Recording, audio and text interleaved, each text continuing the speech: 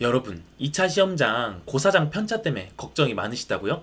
근데 고사장 편차도 다 극복하는 방법이 있습니다. 바로 그 방법은 안녕하세요, 양원경입니다. 저는 이제 그 중등 임용 면접 방문각에서 하고 있는 강의 이제 기본 심화반이 끝나면서 약간의 자유로움을 얻게 되었습니다. 그래서 이렇게 여러분들에게 도움을 드릴 수 있는 만한 내용으로 유튜브를 촬영하게 되었습니다. 제가 한동안 유튜브가 좀 뜸했죠. 여러분들이 막 응원도 해주시고 막 구독도 해주시고 하셨는데 제가 거기에 보답할 수 있도록 최대한 시간 많이 내서 영상 더 만들어 보도록 하겠습니다. 자, 오늘 주제는요, 고사장 편차인데요. 제가 이제 많이 수험생들 톡방이나 커뮤니티 보면은 이걸로 되게 걱정을 많이 하시더라고요. 그래서 이 부분에 대해서 한번 심도 있게 이야기를 나눠봅시다. 자, 일단 고사장 편차 처음 들어보는 분도 있을 수 있는데요. 일단 제가 시험 보았을 때도 고사장 편차 이야기는 있었습니다. 그래서 이제 2차 시험장이 여러 개 있다 보니까 특정 시험장에 갔던 친구들이 점수가 평균이 낮았더라, 특정 시험장 애들이 평균이 더 높았더라, 이런 이야기가 조금 있었습니다. 그래서 내가 운빨, 내가 어느 고사장이 되냐에 따라서 점수가 달린다, 이걸 이제 고사장 편차라고 이야기를 합니다. 자, 그러면 이제 고사장 편차가 실제 있냐, 이거에 대해서 이제 말씀을 많이 하시는데요. 어떤 분들은 뭐 내 친구가 그랬다, 뭐 점수를 모아봤더니 그 사람들은 다 점수가 낮았다, 이런 이야기를 하는데요. 약간 예외 케이스를 말씀드리자면, 저 때 당시 이제 고사장 편차 논란이 있었던 시험장에서 제 친구가 실제로 99점을 받았거든요. 그래서 이제 그걸 봤을 때 저는 없다고 생각을 했었는데요. 좀 논리적으로 접근을 한번 해보면 좋을 것 같아요. 그럼 이제 고사장 편차가 왜 발생할까? 이거에 대해서 우리가 한번 의문을 가져보면 좋을 것 같아요. 자, 일단 여러분, 임용 면접 같은 경우 2차 같은 경우에 채점이 어떻게 이루어지죠? 이제 평가위원, 지역에 따라서 다르긴 한데 보통 이제 3명이 채점을 들어가게 됩니다. 뭐에 근거해서요? 평가 기준에 근거해서 채점을 하게 됩니다. 그래서 이분들이요, 연수를 들어요. 이제 짧게 아침에 모여서 30분 정도, 오늘 시험 이거고요, 이렇게 채점 기준이고요, 이렇게 주의하시고요, 우리 이렇게 해야 됩니다, 라고 이야기를 합니다. 그럼 이제 그 평가 기준을 바탕으로 이제 채점이 들어가게 되는데요. 그럼 거기에 이제 예시 답안들이 있겠죠?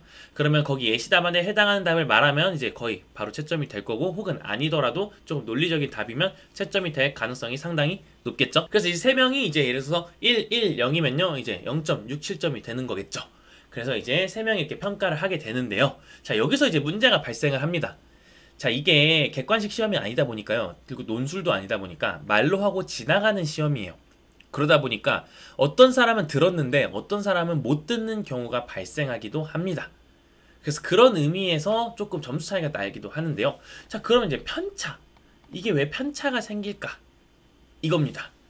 자, 사람은요, 여러분들이 이렇게 정답이 있다고 하면요, 어떤 사람은 이 정답 위에까지 여기 허용해주는 범위가 짧은 사람이 있을 수 있고요, 어떤 사람은 그래도 여기까지는 조금 인정을 해줘야 되지 않겠냐라고 생각하는 사람이 있을 겁니다. 물론 이건 평가위원들이 완전 자의적으로 하진 못해요.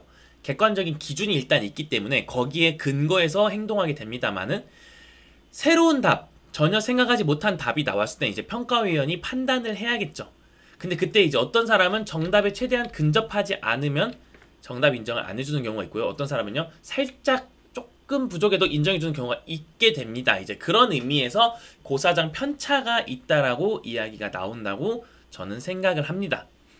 자, 그러면 이제 원리가 이거죠. 사람마다 이 정답을 인정해주는 범위가 조금씩 다르다 보니 고사장 편차가 생긴다라는 거는요. 그럼 이거 해결책이 뭘까요? 해결책. 제가 방금 말씀드린 그 부분에 해결책이 다 나와 있습니다.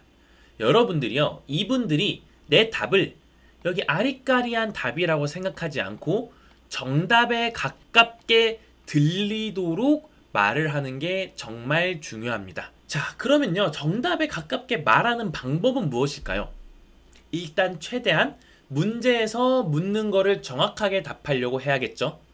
그리고 내 답, 내가 말하고자 하는 거의 근거를 최대한 문제에서 찾으려고 노력을 해야겠죠. 그리고 여러분들의 답을 약간 구체성을 좀 확보하는 게 중요합니다. 예를 들어 볼게요. 여러분들이 어떤 문제 학생이 있습니다. 공부를 좀 못하는 학생이에요. 어떻게 도와줄 거냐고 물어봤습니다.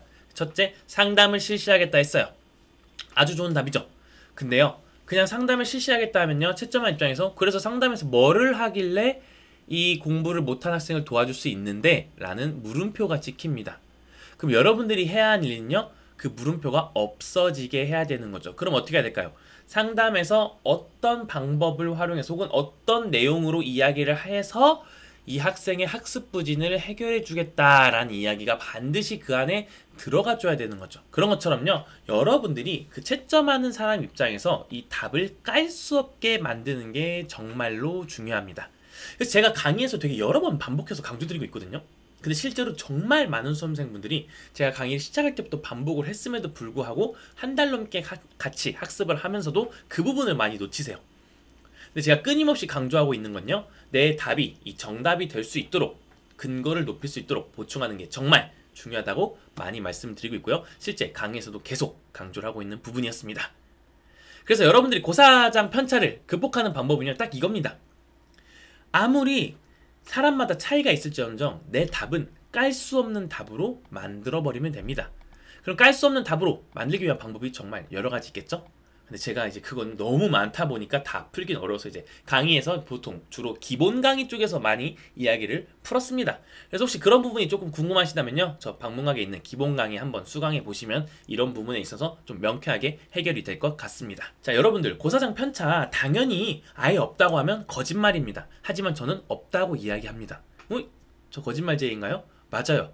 저는 없다고 믿어요. 무슨 말이냐면요, 어차피 내가 정말로 노력을 열심히 해서 최대한 정답에 가까운 답을 뱉는다면 어차피 채점이 될 거기 때문에 고사장 편차 따위는 내가 생각하는 세상에 존재하지 않는다. 그냥 나는 정답을 뱉고 나온다 라는 생각을 늘 갖고 있습니다.